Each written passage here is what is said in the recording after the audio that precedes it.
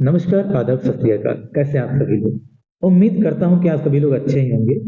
और भाई आज मुझे बेहद खुशी हो रही है कि जिस तरीके से बच्चे हमें फ़ोन करके बता रहे हैं कि सर जो आपने पढ़ाया था जीएस में वो सारे के सारे क्वेश्चन पढ़ाए हुए फँसे हैं।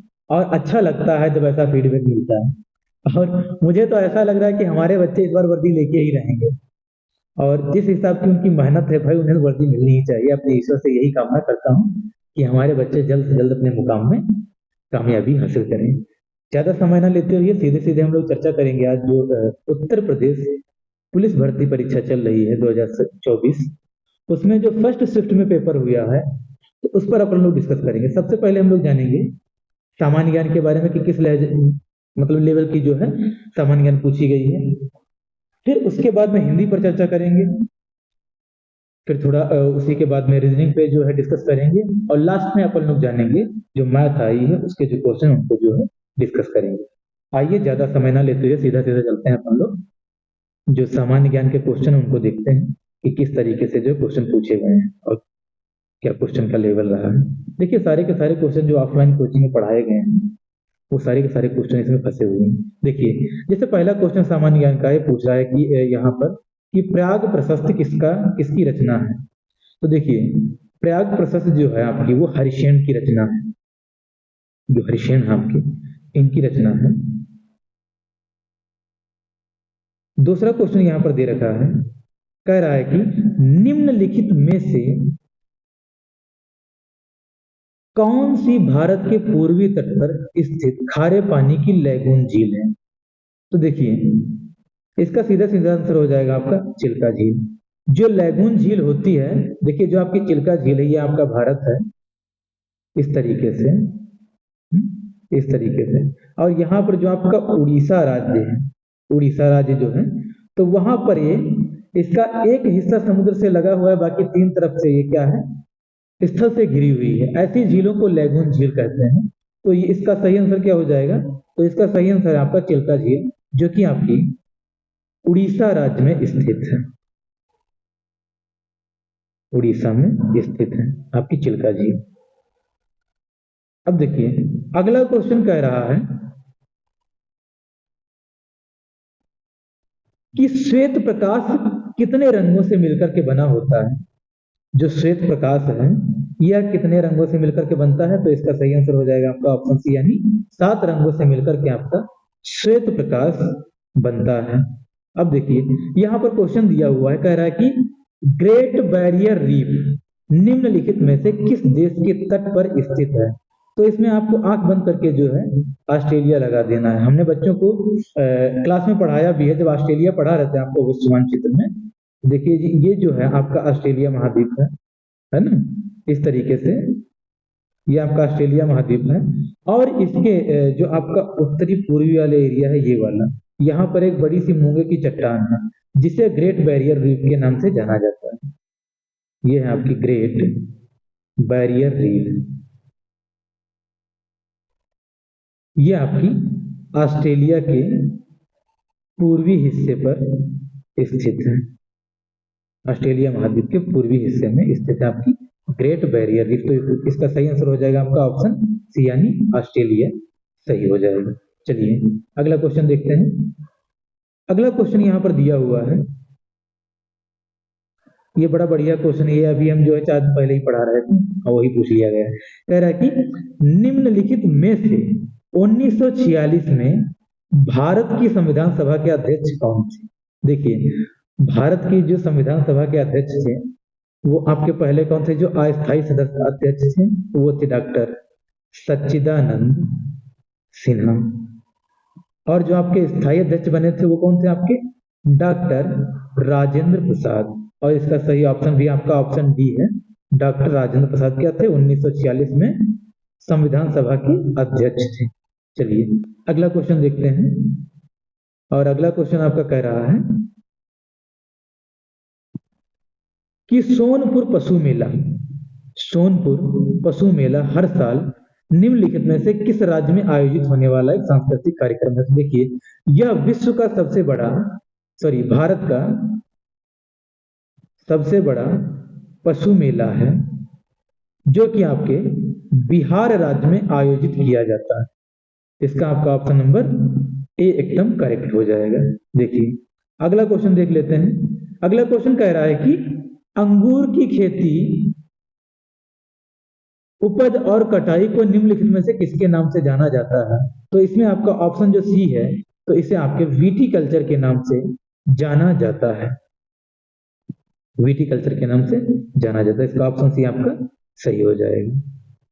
अगला क्वेश्चन देखिए, अगला क्वेश्चन यहाँ पर दिया हुआ है और ये क्वेश्चन अभी कुछ दिन पहले ही डिस्कस कर रहे थे जब अपन लोग पढ़ रहे थे भारत के उद्योग धंधे, तो उसी में ये बताए थे। देखिए ये क्वेश्चन कह रहा है कि बैलाडीला की पहाड़ियां बैल के कुबड़ की तरह दिखती हैं। पहाड़ियों की यह श्रृंखला भारत में निम्नलिखित में से किस राज्य में स्थित है? तो देखिए आपसे सीधा सीधा पूछ रहा है कि जो बैलाडीला की पहाड़ियां हैं यह भारत के किस राज्य में स्थित हैं? तो यह आपकी दोस्तों भारत के छत्तीसगढ़ राज्य में स्थित है। तो इसका सही ऑप्शन आपका हो जाएगा ऑप्शन ए। अगला क्वेश्चन देख लेते हैं, 9 नंबर क्वेश्चन है। ये कह रहा है कि निम्नलिखित में से किसके द्वारा निर्मित समुद्र के एक संकीर्ण चैनल के द्वारा श्रीलंका भारत से अलग होता है? यानी सीधा सीधा आपसे पूछ रहा है कि भारत जो है, श्रीलंका जो है वो भारत से किस संकीर्ण चैनल के द्वारा अलग होता है? तो देखिए आपका इसमें जो आपका सही आंसर है वो आपका ऑप्शन बी इसका सही आंसर हो जाएगा। देखिए ये आपका भारत दिया हुआ है, यहाँ पर इस तरीके से भारत है और यहाँ पर इस तरीके से आपका श्रीलंका जो है दिया हुआ है।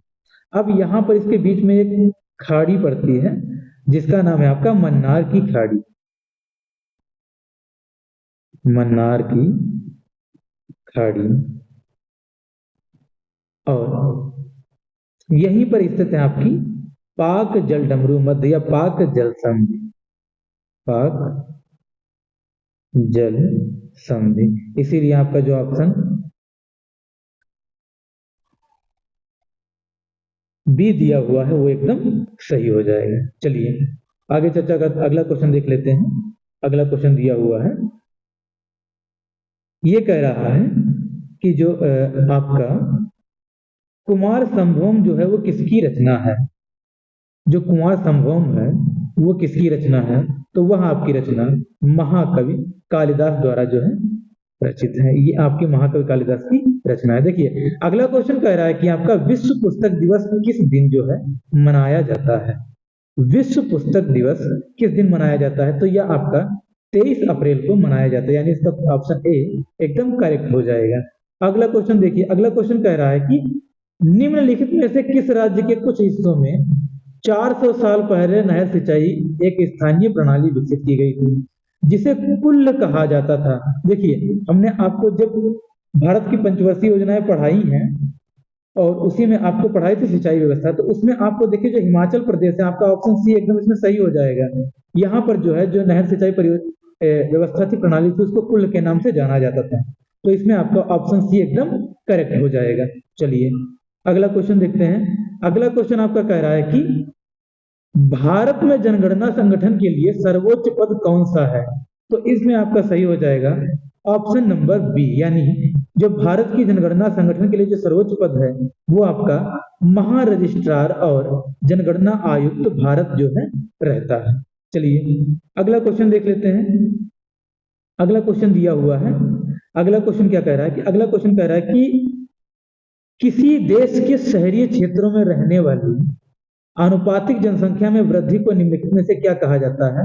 तो उसे शहरीकरण के नाम से जाना जाता है, यानी आपका ऑप्शन ए एकदम करेक्ट आंसर हो जाएगा। चलिए अगला क्वेश्चन देख लेते हैं। अगला क्वेश्चन दिया हुआ है आपका यहाँ पर 15 नंबर क्वेश्चन है और ये कह रहा है कि national aluminium company limited NALCO का पंजीकरण कार्यालय निम्नलिखित में से किस स्थान पर है? तो यह आपका उड़ीसा की राजधानी भुवनेश्वर में स्थित है। और यहीं पर कौन सी झील पाई जाती है? आपकी चिल्का झील पाई जाती है, जो कैसी झील है आपकी? एक लैगून झील है। अभी हमने इस पर चर्चा की थी। कैसी झील है? लैगून झील है। किस राज्य में पाई जाती है? तो यह आपकी उड़ीसा राज्य में पाई जाती है। चलिए अगला क्वेश्चन देखते हैं। अगला क्वेश्चन कह रहा है कि विश्व स्वास्थ्य संगठन WHO का मुख्यालय कहाँ है? तो जब हम आपको स्टैटिक जीके पढ़ा रहे तो उसमें आपका दिया, जब आपको ये पढ़ाए हैं सारे विश्व के प्रमुख संगठन एवं उनका मुख्यालय, तो ये कहाँ पर स्थित है आपका? तो यह आपका जिनेवा यानी स्विट्जरलैंड की जो राजधानी है जिनेवा में स्थित है। और कौन सा संगठन स्थित है? तो आपका विश्व स्वास्थ्य संगठन आपका स्थित है। चलिए अगला क्वेश्चन देखते हैं। अगला क्वेश्चन क्या कह रहा है कि अगला क्वेश्चन कह रहा है कि निम्नलिखित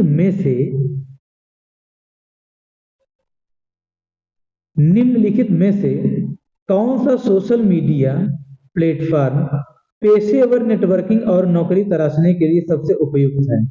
तो देखिए आपका जो इसमें दिया हुआ है लिंक्डइन, ये आपका ऑप्शन डी एकदम सही हो जाएगा।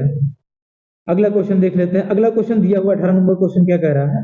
18 नंबर क्वेश्चन कह रहा है कि उत्तर प्रदेश में स्थित भदोही जनपद निम्नलिखित में से किसके लिए प्रसिद्ध है, किस कला के लिए प्रसिद्ध है? तो हमने आपको बताया है कि यह कालीन बुनाई के लिए प्रसिद्ध है। जब आपको यूपी स्पेशल पढ़ाए हैं, आपको यूपी स्पेशल, हाँ यूपी विशेषांक जब पढ़ा रहे तो उसमें इतनी सारी चीजों पर हम लोगों ने चर्चा की थी। और सारा का सारा क्वेश्चन देखिए, जीएस का जितना भी क्वेश्चन है लगभग 80% क्वेश्चन यहीं से पढ़ाया हुआ है, एकदम फंसा हुआ है, कोई कंफ्यूजन नहीं, नो डाउट जैसे आ रहा है एकदम वैसे लगा दीजिए आप। अगला क्वेश्चन देखिए क्या कह रहा है। अगला क्वेश्चन कह रहा है कि निम्नलिखित में से कौन सा उत्तर प्रदेश राज्य का वृक्ष है? तो इसको तो बचपन से आप लोग जानते चले आ रहे हैं, अशोक का वृक्ष जो क्या है, उत्तर प्रदेश राज्य का एक वृक्ष। अगला क्वेश्चन देखिए। अगला क्वेश्चन क्या कह रहा है कि सुरहाताल प्रसिद्ध अभ्यारण्य, जब हमने आपको अभ्यारण्य पढ़ा है तो हमने से आपको ही बताया हुआ है, वही पूछ रहा है कि सुरहाताल प्रसिद्ध अभ्यारण्य है जिसमें साइबेरिया और अन्य ठंडे क्षेत्रों से कई प्रवासी पक्षी आते हैं, यह उत्तर प्रदेश के किस जिले में स्थित है? तो हमने आपको बता रहा है यह उत्तर प्रदेश के बलिया जिले में स्थित है। यानी आपका जो क्वेश्चन, आपका जो विकल्प ए है जिसमें बलिया दिया हुआ, यह एकदम करेक्ट आंसर हो जाएगा। चलिए अगला क्वेश्चन देखते हैं। अगला क्वेश्चन क्या कह रहा है?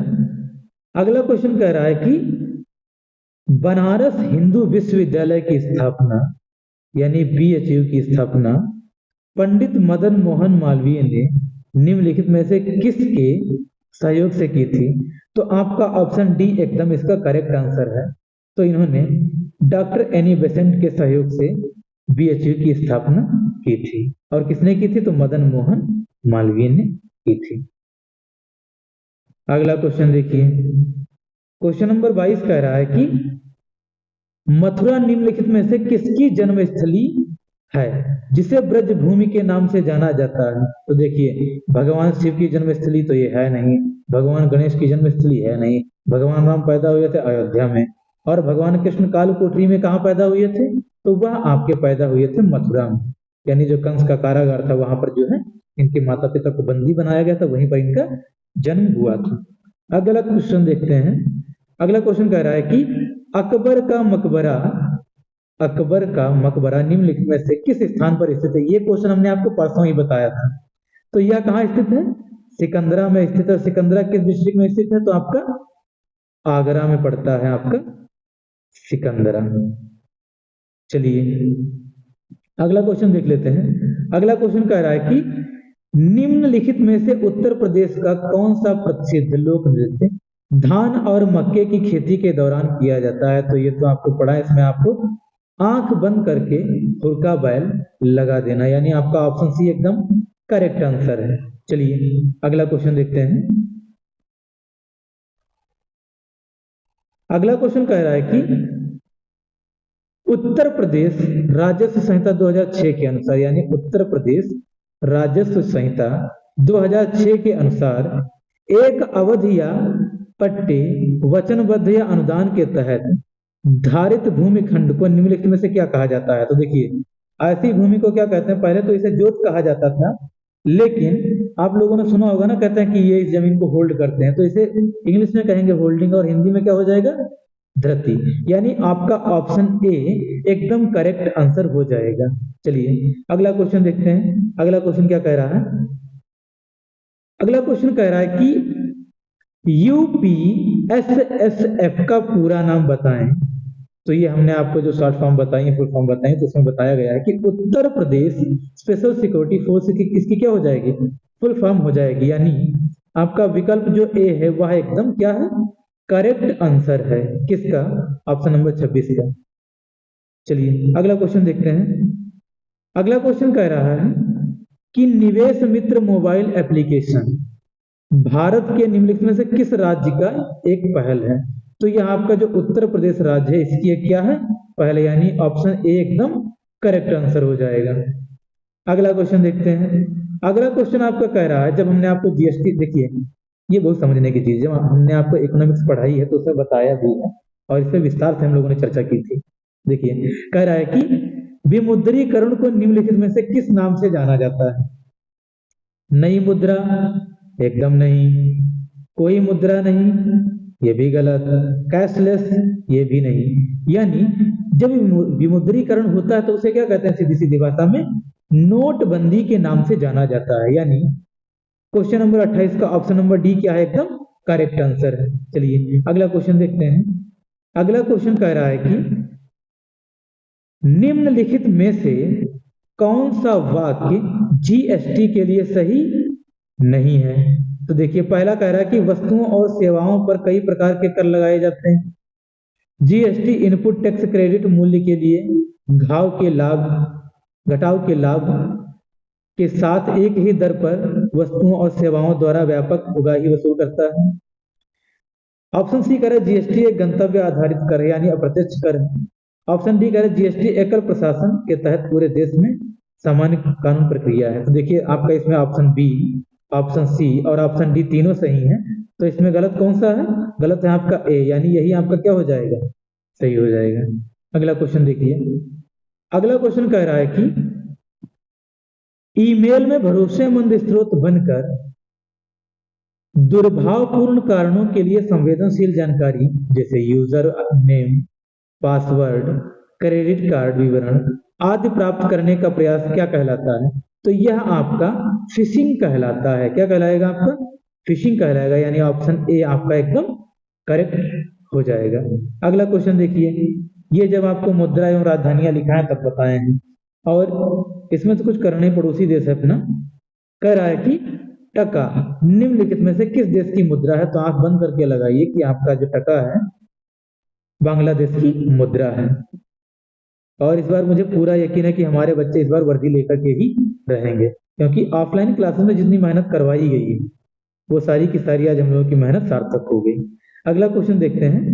अगला क्वेश्चन कह रहा है कि निम्नलिखित में से कौन सा पुरस्कार सहकारी और दुग्ध उत्पादन कंपनियों को आगे बढ़ाने के लिए प्रतिस्पर्धी भावना पैदा करने के लिए प्रेरित करने हेतु दिया जाता है। तो वह आपका है राष्ट्रीय गोपाल रत्न पुरस्कार, यानी ऑप्शन डी आपका एकदम सही आंसर है इसका।